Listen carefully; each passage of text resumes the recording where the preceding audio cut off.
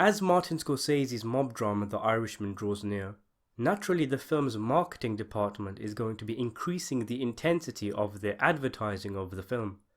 I don't really use too much of Twitter and Instagram, so I didn't really notice, but as a subscriber pointed out to me, there's been some updates and cool new stuff showcased on The Irishman's social media pages. It's nothing too major, nothing casual fans will find too exciting, but I thought a lot of it was cool, as will a lot of people who have been waiting for this film for such a long time. One of the things they've showcased is this image of an old Dominic Lombardozzi in makeup playing the veteran mafioso Fat Tony Salerno. There's also a cool little video of him in the makeup chair showing the sped up process of how they got him to look like the gangster using prosthetics. It's kind of funny really. In a film with so many weird casting choices, the almost 80-year-old Al Pacino for example playing Jimmy Hoffa, this is one of the strangest castings. As far as I'm aware, we won't be seeing a young Tony Salerno in the film, at least not for more than a few seconds, but there will be quite a few scenes where he looks like this, pretty old, with Lombardozzi in makeup, and then even older by about a decade or so. So it does beg the question again, regardless of Lombardozzi's talents, who by the way played Al Capone's brother Ralph in the Martin Scorsese produced Boardwalk Empire series, why not get an actor more age appropriate, who looks a little more like Tony Salerno?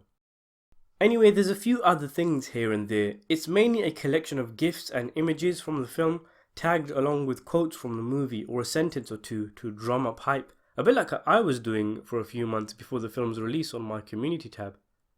They show these pair of sunglasses, a gold ring and a pin made in Italy and worn by Russell Bufalino in The Irishman, who's played by Joe Pesci.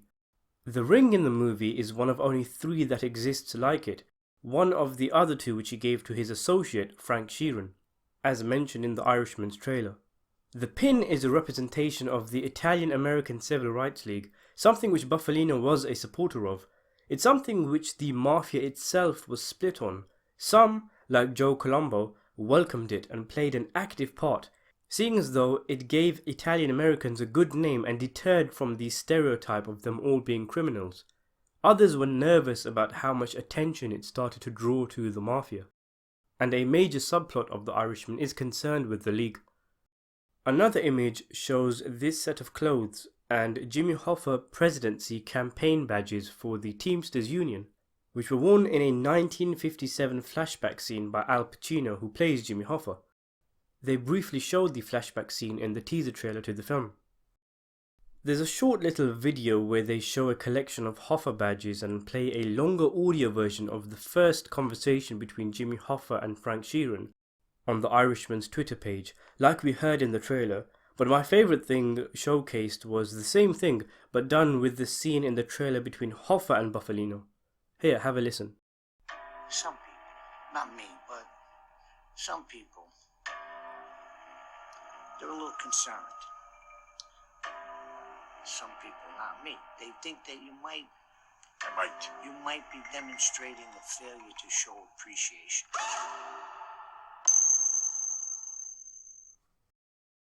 Again, there's not a lot to it, but like I mentioned quite a few times, this was my favourite scene in the trailer.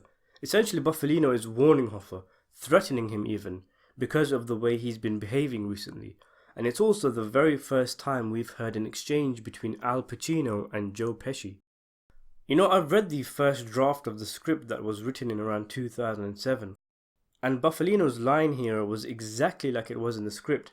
I always found it funny how he made a point twice to mention that this message wasn't coming from him, but he was representing the mob and thus was telling Hoffa what the rest of the guys were considering to do to him.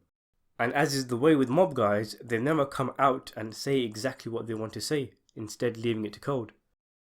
I'm really digging the fact that the marketing wheel has started turning, and there's all sorts of people who have noticed this film and are now looking forward to it. Let's hope the full trailer drops sometime soon, and thanks for watching.